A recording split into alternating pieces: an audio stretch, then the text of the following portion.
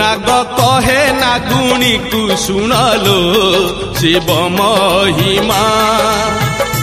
नाग कहे नागुणी को सुनलो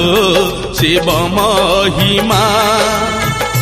शिव ठारे की शक्ति अछिलो शिव ठारे की शक्ति अछिलो ध्यान करुछंती विष्णु ध्यान करुछंती ब्रह्मा ध्यान करुछंती विष्णु ध्यान करुछंती ब्रह्मा सुनलो शिव महिमा नाग कहे नागुणी को सुनलो शिव महिमा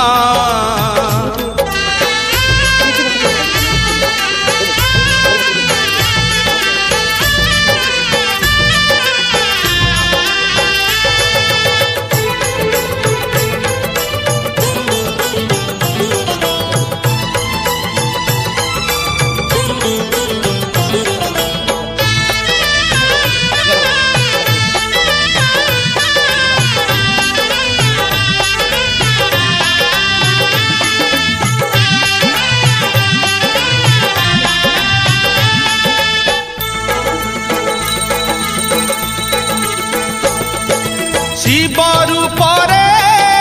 की माया अच्छी जटारे आसी रहिले गंगा रहिले सरग शशि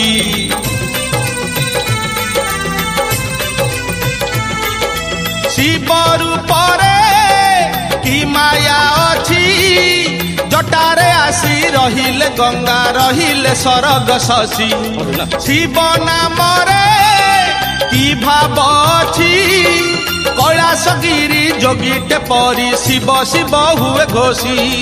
शिव शिव हुए घोषी शिव पाद की पुण्य छिलो शिव पाद की पुण्य छिलो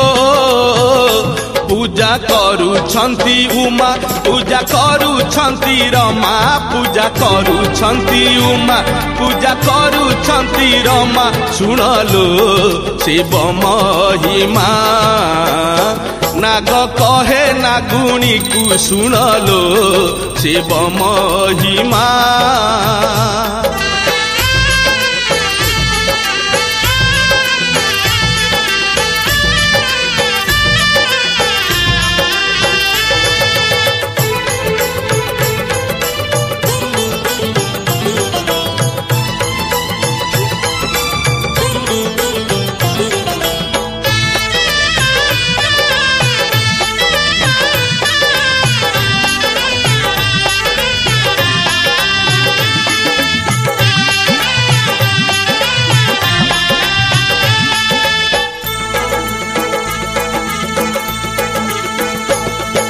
शिव महिमा एमिति पुणी बिना गदरे बिना पदरे विसर्ज हेउछि पानी